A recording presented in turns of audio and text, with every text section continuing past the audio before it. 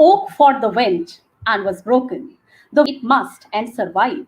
Resilient reality, even if it is good than the one you had before. You can fight it, you can do nothing but scream about what you have lost, or you can accept that and try to put together something that's good. Resilience is the strength and speed of a response to adversity, and we can build it. It isn't about having a backbone, it's about strengthening the muscles around our backbone.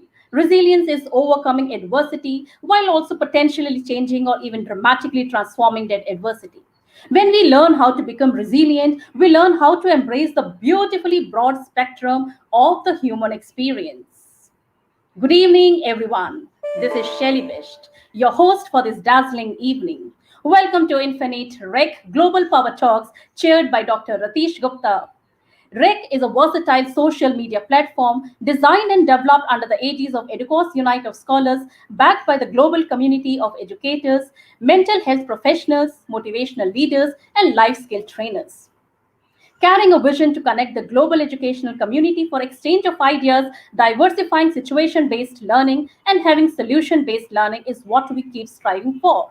Our vision and mission is to serve the educational fraternity, ranging from scholars to students, with all possible solutions and opportunities to further enhance their skill sets.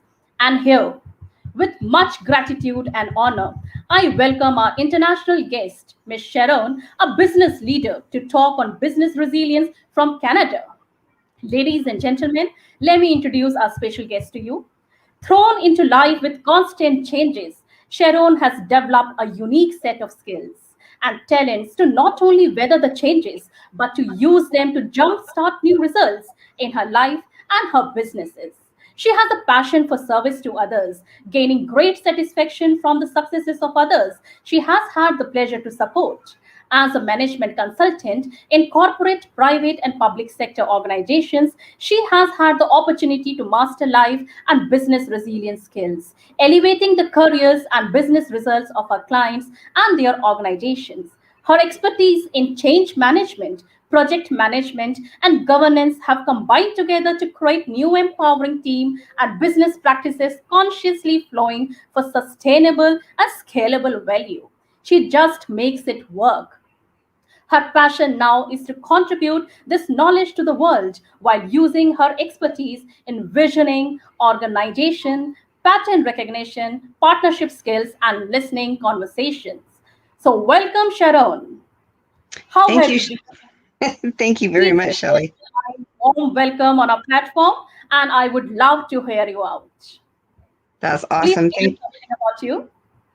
Thank you very much for the opportunity to share this expertise and experience that I've had through life. I really am enjoying this, and I'm going to share a few slides here for all of us to take a look at. Yeah. So please share your presentation with all of us. It should be up. Let me know. Yeah. Yes, we are able to see your presentation, Sharon. Awesome. So today I'm going to talk about building business resilience. I learned a lot about resilience from my great-grandmother. My great-grandmother was born in 1899, lived through two world wars, a depression, the Spanish flu, and a number of other challenges through her life. And yet she was happy and she was fulfilled and was able to bounce from any challenge to the next challenge. When I started my career and I started my journey through life, I ended up having several moves, several career changes, several organizations that I was working with. And that actually helped to strengthen my resilience. And so what I've found is that in this day and age, as we've been going through the pandemic and so on, all of that has helped me flex my muscles in resilience and then now help to teach others about it. So businesses are started to thrive for years. Then we operate them with short-term targets. So what can happen along the way is that we have rocky shifting sands, where there's uncertainty, there's anxiety and stress happening, and the short term takes over the long term objectives. So we start to adjust and shift and move in directions that are caused by the distress that's being expressed from the shifting sands. And I know that we've all globally been experiencing shifting sands through the world these days with the pandemic response. So we've had to shift, we've had to adjust, we've had to shift again and adjust again as the journey continues.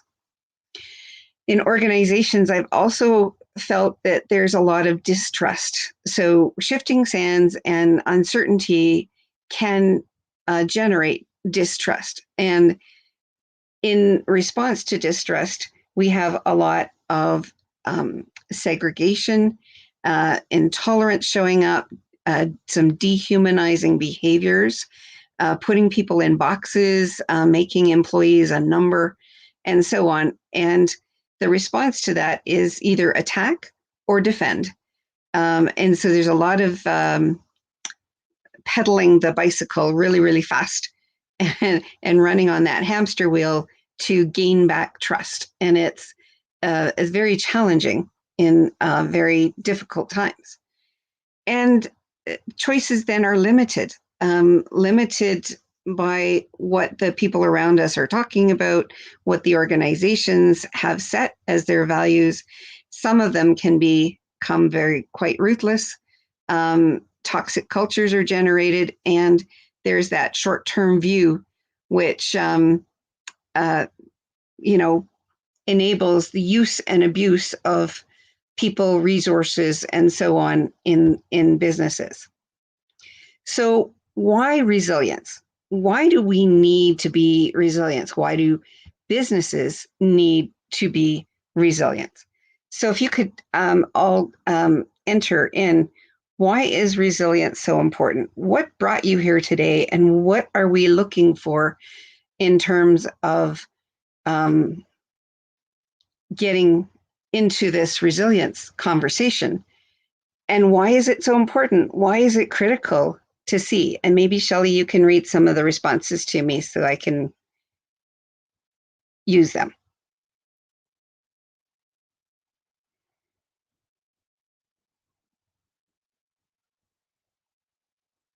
Shelley?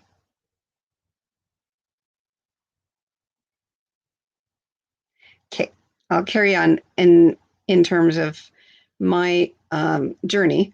Is corporations who don't adjust, aren't able to adapt, aren't able to shift with those shifting sands in time. Through my 30-year career, many of those organizations are no longer in existence because survival is not mandatory. No matter how big an organization you are or you're working with, it's not mandatory that that organization survives. So one of the ways to enable organizations and businesses to survive is to be able to shift, to be able to adapt. Now, not just to be able to shift and adapt to anything and jump in all directions. We need to actually adapt on purpose and move it forward in a right way so that the long-term objectives don't get lost when you're focused on the short-term objectives. I don't know if you've experienced it, that when we are focused on short-term objectives, the long-term objectives often get lost.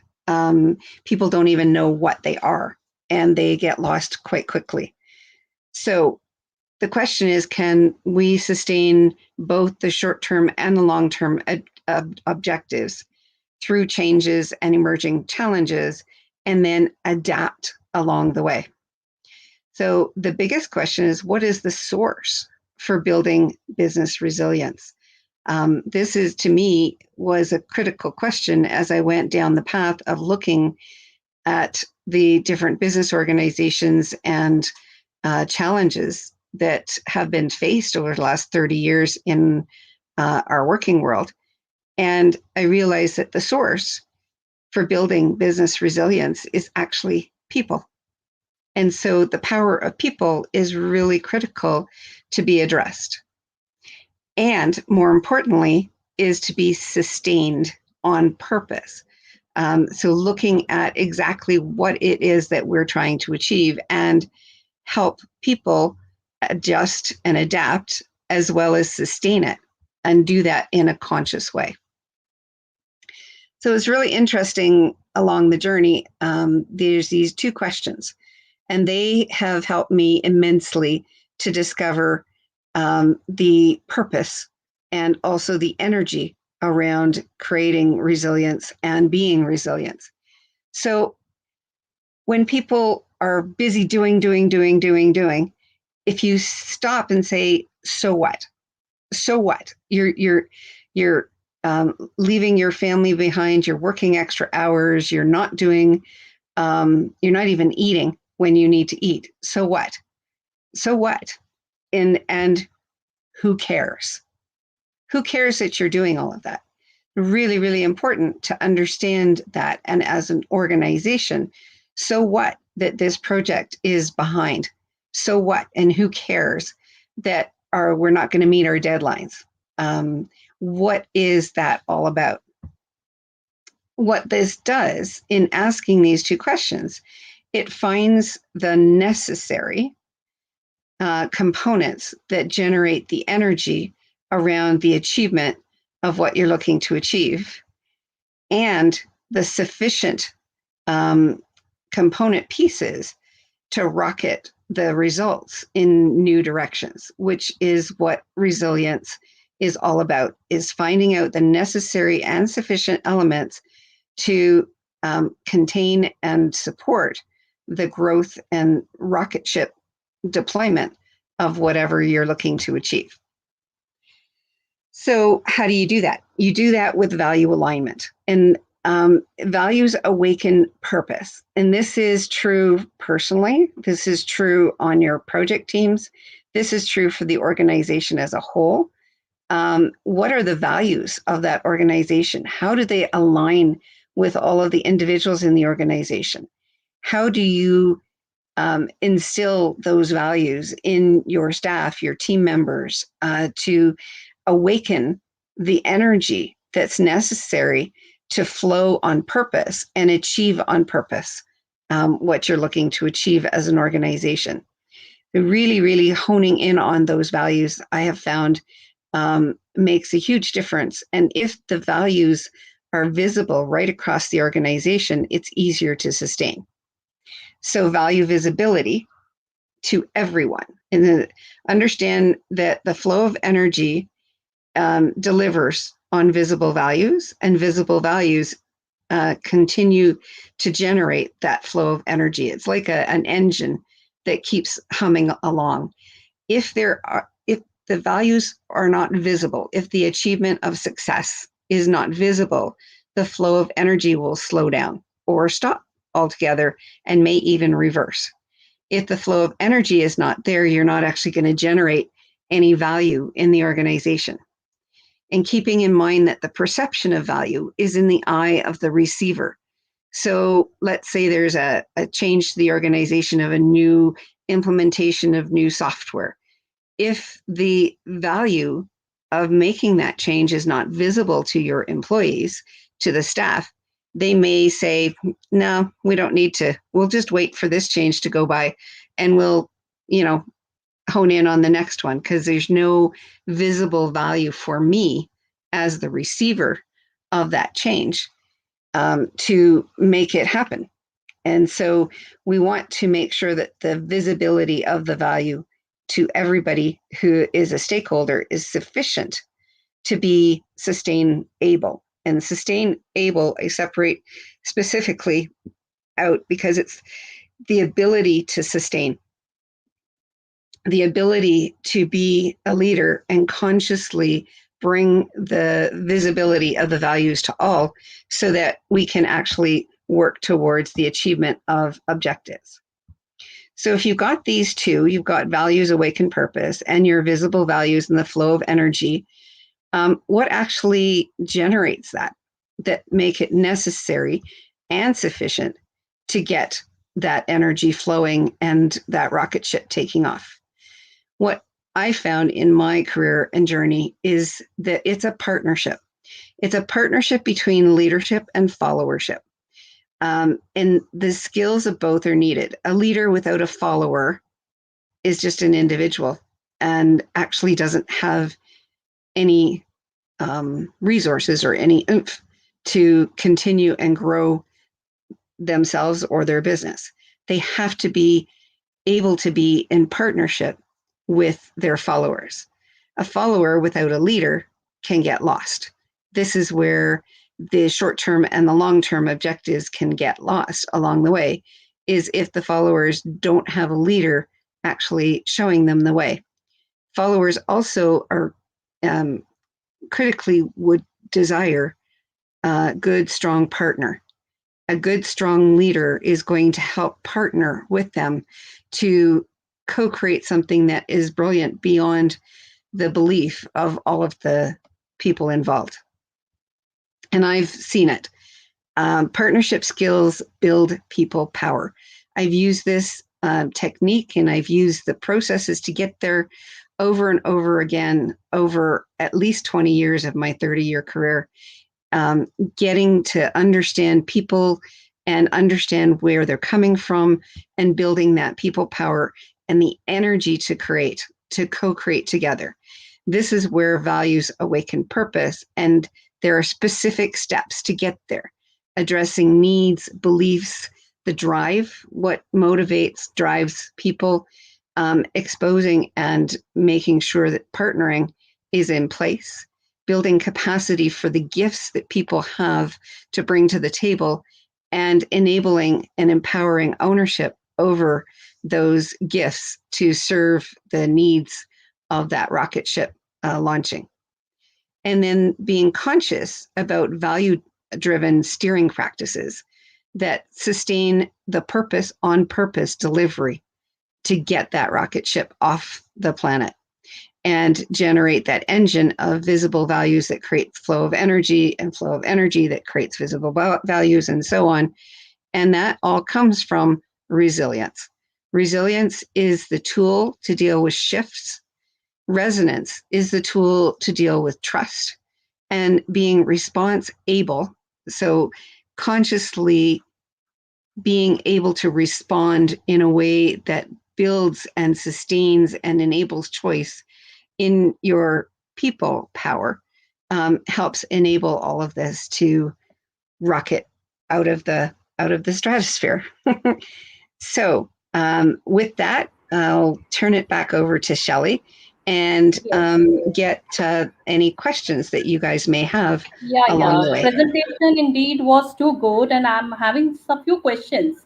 So I would like to ask the first question, and that is, what is the connection between business resilience and purpose? Yeah, so businesses and individuals get lost when there's no purpose. Once you understand what that purpose is, then you are able to change up and change things in new ways that actually bring that resilience to play. Okay, that's great. That's great. And my second question to you is that why separate sustain and able?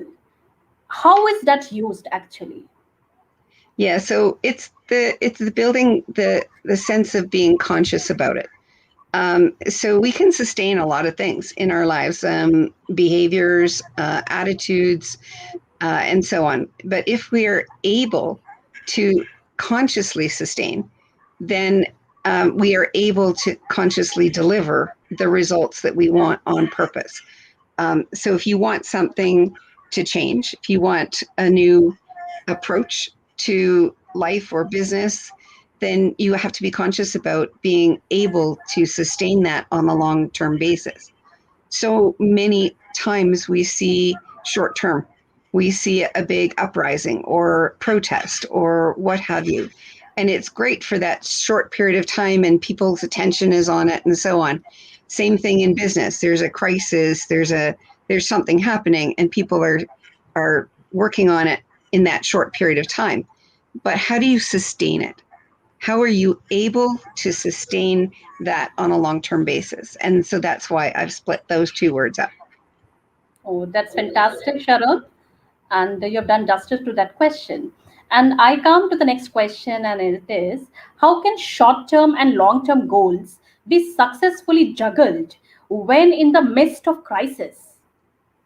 This is the biggest challenge, and this is the challenge organizations today are facing in a big way. A lot of companies have lost customers, have lost a lot of income, have lost revenue, and are at threat, at risk.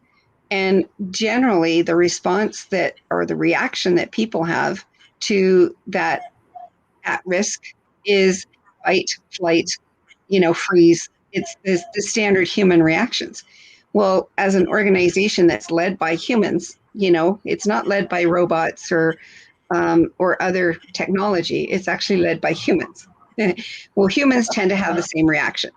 Understanding what that reaction is and being able to turn that reaction into a proper response is what's necessary to keep that short-term and long-term objective in mind, making sure that your response that you're able to respond in those ways, and making sure that your staff and the people that work for you understand that vision, understand that long-term purpose, where you're trying to get to, and making and enabling them and empowering them to get through the short-term challenges along the way is definitely works. I've seen that work. That's great. That's great. So, Sharon, my next question is, how can scarcity thinking be disrupted on working teams in order to shift energy to productive business growth? Well, first of all, recognizing that scarcity thinking is at play. Okay. You have to know that it's there before you can actually respond to it. Some really interesting techniques help our body shift from the reactionary elements that are driven by our survival brain. So scarcity thinking triggers survival brain reactions, and survival brain reactions are never useful to meet long-term objectives. They're about survival, and survival is an instinctive response that generates an immediate short-term reaction. And so understanding and recognizing that it's there in the first place is really important. One of the really interesting things about human bodies and human systems is that we can interrupt that reaction by doing something that fulfills our body in some way, that serves a need, that actually fills a need up. The easiest, the simplest, the fastest way to disconnect the reaction from the response is to drink a glass of water. Surprisingly, is to drink That's water. great. And you fill up the body. Once the body has a need fulfilled, whatever that need is, whether it's hunger or thirst or you have to go to the bathroom, whatever it is, once that need is fulfilled, you disconnect the amygdala from the brain activity, and you're able to actually think again. You're able to take that and move it forward in new ways that would never existed before. Okay, that's great. That's great. Sharon, yeah, some very good audience of us, they have messaged me one small case study. So I'll just read, I'm just reading out that case study. Okay. Just try to help us out. There is a company. Okay. Now, the company profile, I'll just read out the company profile in front of you. That is a multinational communications corporation engaged in the manufacturing of mobile devices and Okay. network infrastructure headquartered in Finland. Founded in 1865 as a single paper mill operation. CEO is somebody, Mr. XYZ. Okay. Now that company failed, and I'll tell you the three reasons for the failure of that company. First reason is change in business environment. Second is unsuccessful agreement. And third is failed marketing strategies. Now, suppose if this CEO want to revive his company, so what all he should do for the success of his company? Well, first of all, recognize that his company is built on people resources, and Okay. the power of people is important. Second thing is to look at what the marketing is serving and the messages to the customer, because the customer is also comprised of people. Yes. And understanding that together we can work this out. So rely on people, listen to the people, understand how they would build the organization, how they would like to see it, how they would like to express their gifts and their strengths in building the organization. And then creating that listening environment on a regular basis among all of the leaders in the organization with their staff. It's that culture shift. Yeah. And if an organization has that culture shift and the ability to actually listen to people on a regular basis, they'll be able to sustain their success on a long-term basis and revive the company and move it forward. So in this case, can we go for the entire resettling of the resources and revamping of the entire staff? I mean, I'm talking about appointing a new efficient staff, proper planning, and the market survey, and the new strategies to be developed. Because here the three reasons for the failure quoted was change in business environment, Yep. unsuccessful agreement, and failed marketing strategies. So do you think that planning of new marketing strategies can be done by doing the market survey and all? I think that the second one, the second failure point, is actually critical. Is Okay. unsuccessful Unsuccessful agreement. agreement, and Yeah. if you can't agree, if you can't get successful agreement, then no matter what you do, what messaging that you have in marketing, it's not going to work. Because you have to be able to agree to work together in order to generate the success that you're looking for. So, Okay. having listening conversations to me has been one of the biggest successes in my career, and the biggest way to help organizations do that shift and pivot in changing times that they're facing along the way. Fine. So Sharon, what about the killer results? Killer results. Yeah. Yeah. Yeah. Um, People are amazing. People are brilliant. People are the biggest power and resource an organization has. And let me tell you, when you energize and unleash that creative side of the people working for you, and you actually give them the power and authority to do the work in the way that they can best serve that long-term purpose, and you keep it visible in their eyes along the way without triggering the scarcity thinking, you can That's great. you, you can achieve killer results. And I've seen it. I've actually done it with a number of different projects that I've worked on in a number of different um, organizations that I worked with. It works every single time. Unleash the potential of the people power, and you will get killer results every single time. Okay, that's good. That's good. And see, there are lots of audience who are watching us. So, what are the three key insights you would love to give our audience as far as the business resilience is considered?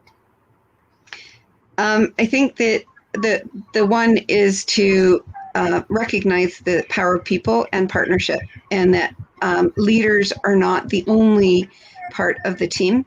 The other part of the team has to be recognized and supported, and provided with that unleashed opportunity to share their gifts and their skills along the way. So leadership plus followership equals partnership. Recognizing that is critically important. The second thing I'd like to say to people is keeping an eye on the values and understanding how values lead purpose. and making sure that the values are all aligned on a regular basis, not just with the organizational purpose and the talking the talk. You need to walk that talk and actually empower and enable the people resources to align their own personal values with the corporation's values. And that helps to unleash and awaken all of that absolutely incredible energy that can achieve that rocket ship success. And then the third thing is to be sustainable, to be conscious about it, and deliberate in terms of providing the leadership and the organizational directions necessary at those specific critical junctures along the way when shifting sands start to play, is to consciously be able to sustain the energy over time. So those are the three things I would like to That's impart. great. That's great, Sharon. And one my last question to you is like I've just received the message in the group that our audience are very keen to know about your success journey. Like you are a successful business leader, but there can be ups and downs in your life. There can be certain challenges which you have met, which you might have met in your course of this journey. So can you please tell us about your success journey, the challenges and the milestones you've achieved? Yeah, absolutely. It's been a rocky journey. It's been a roller coaster ride. I mean, I got laid off 8 different times. So think about it. Just one time can kill somebody. Can just death of spirit energy. But persistence and coming back at it and making sure that the next time around I'm successful, number one. But number two, most important, is actually that I am sustaining myself along the way and not burning myself out, and not getting into those places and spaces of scarcity and anxiety myself, so that I can actually lead the team in a way that helps them do the same thing and be resilient and empowered, and owning what their true gift is, being celebrated for it and appreciated. One of the things that I did in one of my last projects was I created something called the appreciation game. And this was a huge turning point on this team that I was working with. The team that I was working with, they were shooting arrows at everybody. The project team was against the IT team. The IT team was against the project team. The client was being seen as, dispensable and not really important voice in the conversation. And that's a client. you know, Everything Seriously. was disconnected. And so I got in there and I started treating my team as people and appreciating them for what they brought to the table. So we do weekly um, meetings, right? There's just standard practice. You do weekly meetings. So we did a weekly meeting, and I would bring in the appreciation game to the meetings. So every meeting, we would pull a name from a hat, and that person's name, everybody around the table, and the table, by the way, was remote as well as in person. So we had people from across the country, around the world, in on the call, and every person would appreciate the named um, individual for something that they know about that person, for something they've done with that person in terms of their working environment and so on. What magic that actually generated was absolutely phenomenal. Now, at first, the person who was appreciated was very uncomfortable at first, and so the first few times it took a little bit for the team to start getting, but oh my goodness, we started to include the client. We started to include IT outside of the project team. We started to include the other voices and appreciate other voices. So it was a ripple effect of appreciation that occurred. And one of the team members, he came into my open door office at that time and he said, this is the first time in my career that I've ever felt listened to. And it's like, wow. And he said, I have an idea that I'd like to share with you.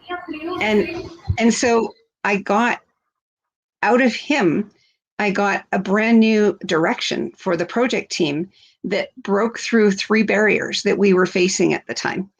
And I would not have gotten that from him if he didn't feel listened to and appreciated using the appreciation game. It's a very simple technique, but when you treat people like people, when you appreciate people for who they are and the gifts that they bring, what you get in return is like tenfold the effort and energy it's taken to do that. So I hope that answers the question. Interesting. This was one of the best answers, Sharon, I have listened from you. And connected to this question only, you should tell our audience that Sharon was a born leader, born business leader, or you ventured out into becoming a successful business leader. Yeah, I mean, even when I was young, I would always lead. It's just a natural thing is whenever there was a void in leadership, I would step in and just lead. It's one of those things. But I failed miserably as a leader several times. And, I failed my team. I didn't do the things that the team needed to be successful. And then I went and I learned what I did wrong. I learned what that was that could have been done differently. And then I did it differently and got different results. And so it's trial and error in a leadership journey. A leader is not infallible. A leader is a person too. A leader is subject to survival brain thinking and scarcity thinking and so on themselves. So, accommodating that in your leader and in your followers is what really opens up the door to real partnership occurring. Okay.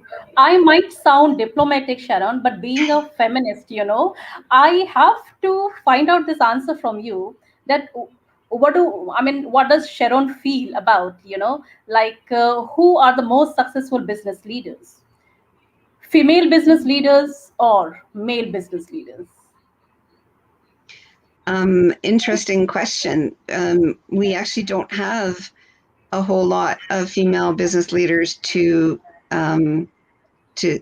see. The visibility is not there, and it's been a square peg in a round hole kind of circumstance where, as a woman in the business world, in the corporate business world, I found a lot of the ways that I failed my team members was because I became too masculine, because Oh, that's what wow. the environment required, right? And That I was the became demand of the situation, I believe. exactly, focused, results Okay. driven, ruthless. Okay. I got told many times, put your big girl panty on and fire that person. Oh my You know, God. I mean, like, right? And so it's like when I started to actually bring in the feminine powers, the ones that we don't recognize, we don't appreciate, that's when the change really started to occur in organizations. And, some of the key leaders in women leading in, the one that I refer to a lot is Jacinda in New Zealand, the premier. And she's like brought in the feminine powers, the feminine quality into politics, which allowed New Zealand to go through the pandemic in a much better, faster way and safer way to the population, because she was thinking about the population first and foremost and not about her political career. So, when I see that kind of leadership, whether it's male or female, I don't care. When I see that kind of leadership, that's the Yes. leadership that I want to follow. Yes. Irrespective of the gender, but whoever is the best is the best. That's nice. Yeah. And it's really interesting because there's many male leaders who have the power of the feminine practices as part of their DNA, their makeup.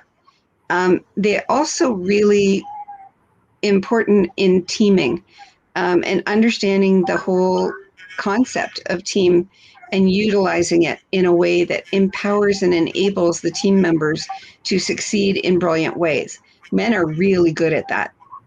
Women, not so Correct. much, but men are really good at that. So, as long as we are working on the people side, as long as an organization and a leader are getting the appreciation for the people who are the power of the organization, and you actually see that visibly, those are the leaders I like to follow. That's great. That's great, Sharon. And it was love and fun, talking to you, chatting to you, and how interestingly you were giving the answers to whatever questions I asked. And your presentation was marvelous. And though I have many, many more questions to ask, but because of the time constraint, I'll not hold you back. But yes, this is an open offer and invitation to you that you will soon return to Infinite Rec Power Global Talks once again. Okay, I but would. I really enjoyed hosting you, Sharon. Awesome, my pleasure. Yeah. So I would maintain that thanks are the highest form of thought, and that gratitude is happiness doubled by wonder. Joy is the simplest form of gratitude, and we would celebrate our joy by felicitating our special guest, Miss Sharon from Canada, by a small token of appreciation by the founder of Rec Talks, Mr. Ratish Gupta. I'm honored, Sharon, that you have accepted our invite and enlightened our audience with your power thoughts. Thank you so much. And I would like to give this small token of appreciation from Mr. Ratish Gupta. Awesome, I appreciate that. Thank you so much. Okay. Any last piece of words you want to tell to our audience before we, uh, say bye bye to everybody? The one thing is, look around you and look at the people in your world and figure out a way to unleash their potential. If you do it and 1,000 other people do it, the ripple effect will change the world. That's great. That's great, Sharon. The ripple effect will change the world. That was the most powerful sentence you spoke on the show before I say bye bye. So, thank you so much, Sharon. On behalf of Infinite Rec Power Global Talks, thank you so much for accepting the invite and for enlightening the guest with your an audience with your power thoughts. Thank you so much. You're very welcome. My pleasure. Yeah. Bye bye, everybody.